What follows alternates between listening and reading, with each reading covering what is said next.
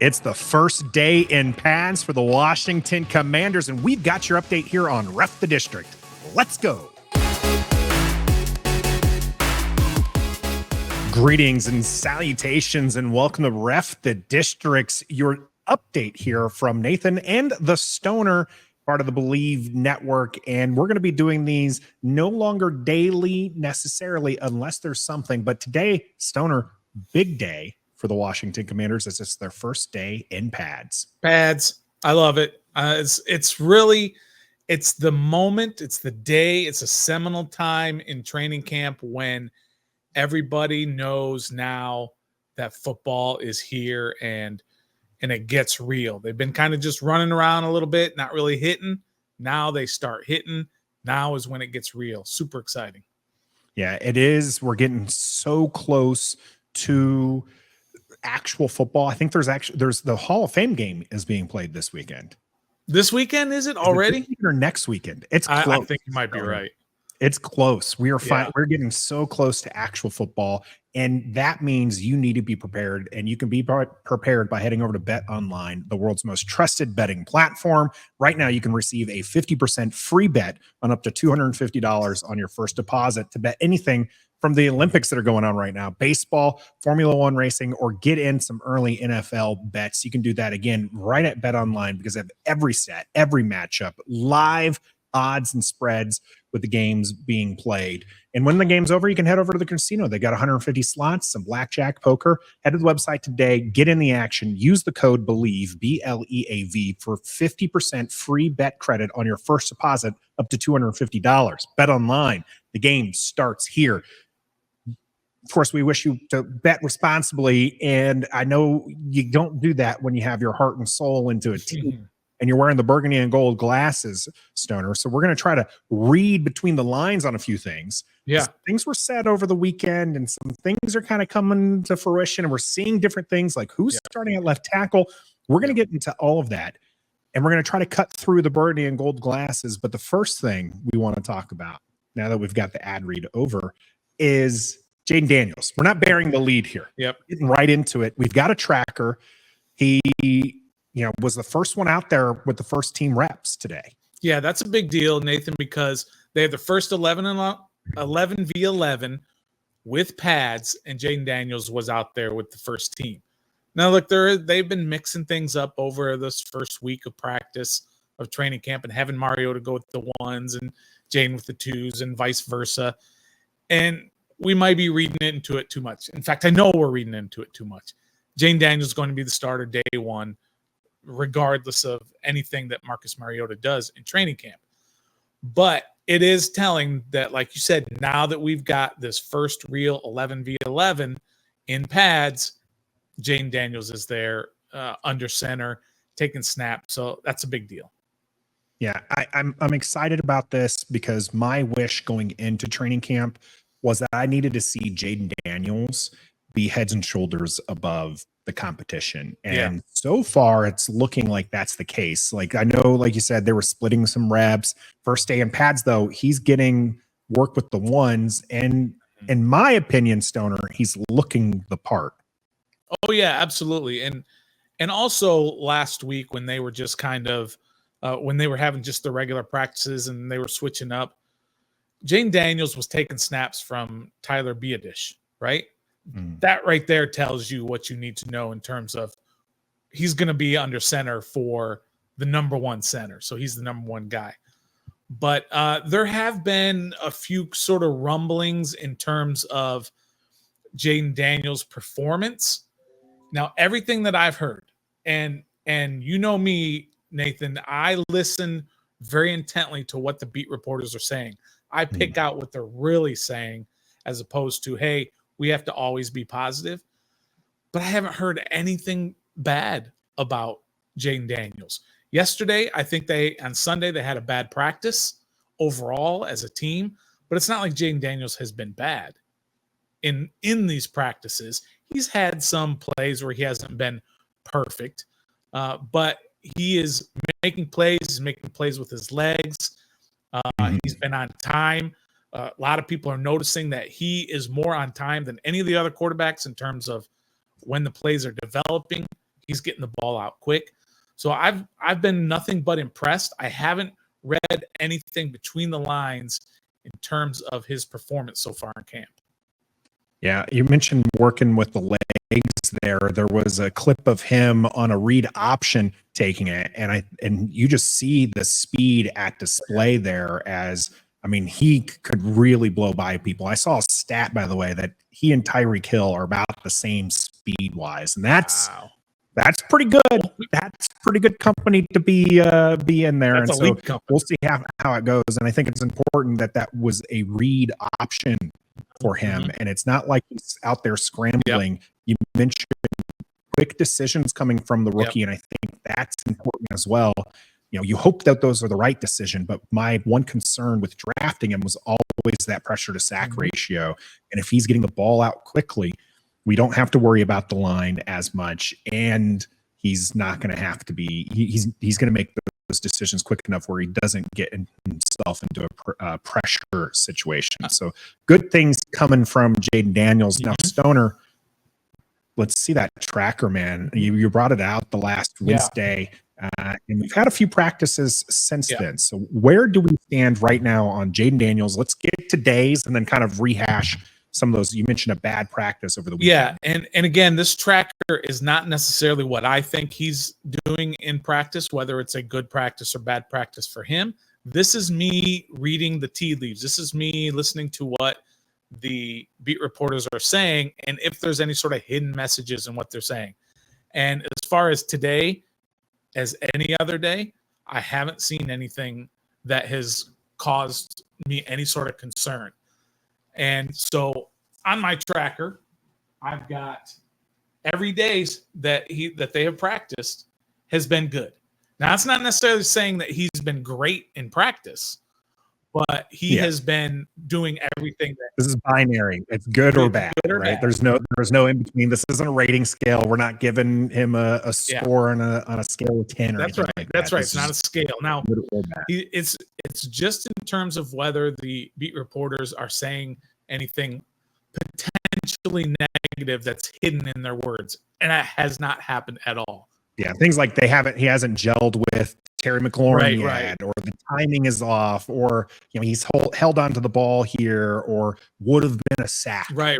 These are some of the his footwork. They're working on his footwork because it hasn't been what they had hoped, or just little things like that. There's still some positivity in there, but they are pointing out something. Because look, if they just come right out and say Jaden Daniels has sucked, well, guess what? They're not going to probably be invited the next day. We saw that last year when Scott Abraham from ABC7 went in and had that interview with Carson Wentz and basically said Carson Wentz sucked last year, right? And it was a big deal. They can't do that. They have to pick their words carefully. Haven't seen any of that in camp so far. So I'm super excited about that. So everything's been going as according to plan so far with Jaden. Well, you mentioned that he was taking snaps from center one, Tyler Biadish. We're kind of wondering what's happening on the rest of this line, as there's a lot of movement going on. Yeah. Coleman, the rookie, has been seen at right tackle, but today, as the rookie in first day in pads, getting left tackle, and Andrew Wiley back out there at right tackle. Left guard has been another position that your guy, Alan Gretty, hasn't locked up apparently, as Mitch Tischler talked about how Michael Dieter was actually taking the first team reps. What is going on with this Washington line that we're entrusting to take care of Jaden Daniels? Yeah, that's a problem, Nathan. That's going to be an issue, I think, all season long. It's just not going to all of a sudden fix itself. If they had seen what they have needed to see in OTAs and all that other stuff, they wouldn't be messing around with all these different combinations.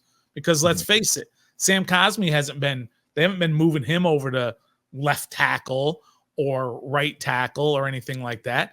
He's their right guard. He's going to be their right guard every single day, every single play. And so they don't move him around. Same with Biadish, right? They're not going to move him all around and try him at different positions. He's got that nailed down. The other three positions, Nathan, they're not nailed down, and that's a little bit concerning. They will get nailed down, but that doesn't necessarily mean that they are happy with what they have at those positions. At some point, Brandon Coleman's going to be whatever. Let's say he's going to be left tackle or Lucas or whatever. And the guy I had never heard of until you mentioned him, that is playing left guard in front of Allegretti. That's the sort of thing that I'm concerned about. You have 3 offensive line positions that are not nailed down and won't be nailed down until later. And that's going to be a concern probably all year long. Well, I don't want to be the doom and gloom here. I'll let you take that. For me personally, I'm a little excited that our rookie is getting those left tackle snaps. Sure. And if nothing else, has been seeing first team right tackle snaps as well. Do I want a swing tackle? No, I want a left tackle. Right. But right now, Brandon Coleman is showing that he can play, and coach talked him up in his media availability about how well he moves, how balanced he is. I think we can expect Brandon Coleman to continue to do good things for the Commanders, wherever it is on the line. Speaking of the line and speaking of some high praise, Johnny Newton was full clear, able to practice, and seems to be everything as advertised.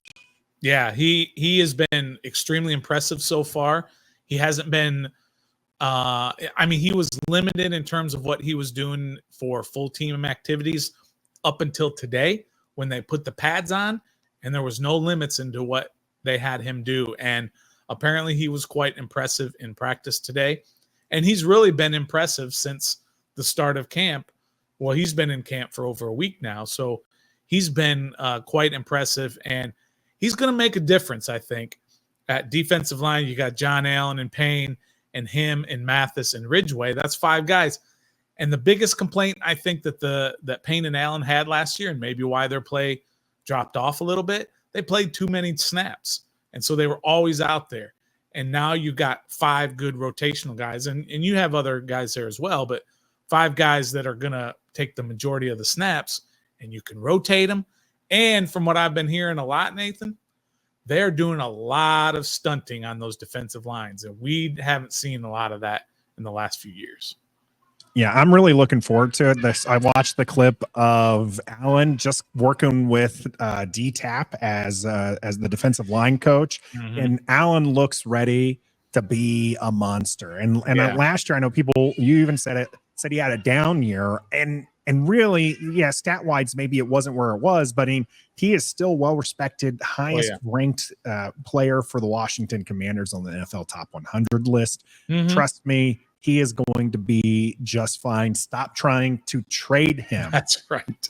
Now, I do have some concerns, though, Stoner, with somebody else who was mentioned and might see some time on the line, but maybe not as a linebacker, and that's Jamin Davis, who I've been excited about seeing his development as maybe a pass rusher. He's very physical. He's got the athletic traits.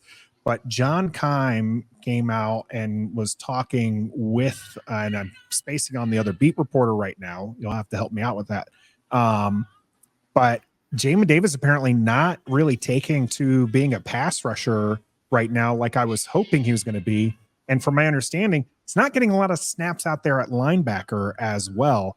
What is going on with the 4th-year pro who we've seen steadily improve over the years, but now seems to be on the outside looking in? Yeah, I think Craig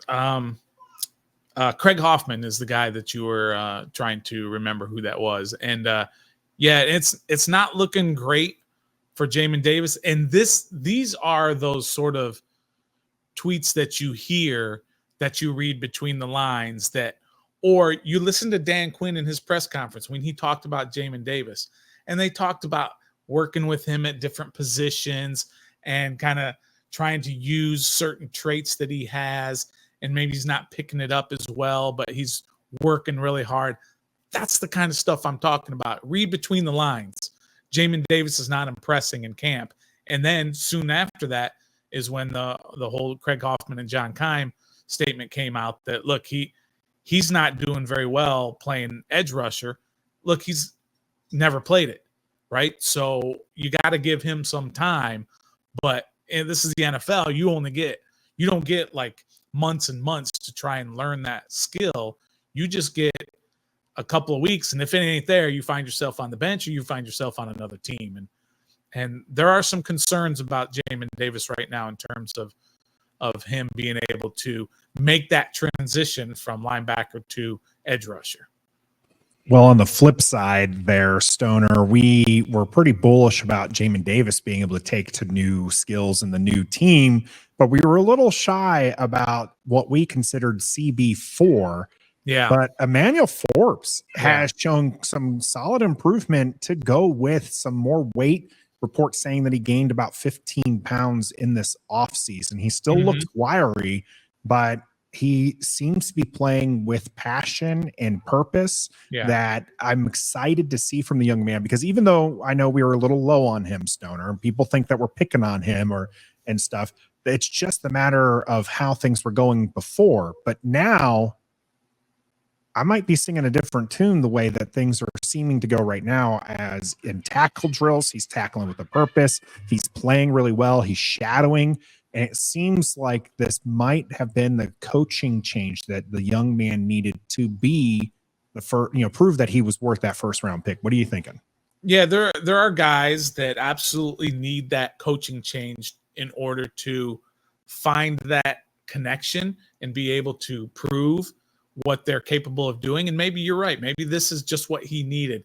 He needed somebody who can possibly teach him to be that better corner or get in a better defense overall. The guys around you, the defensive line is going to be a whole lot better. They're going to hopefully put more pressure on the quarterback, which is great for a guy like him who likes to jump routes and such. But look, he's doing what's needed.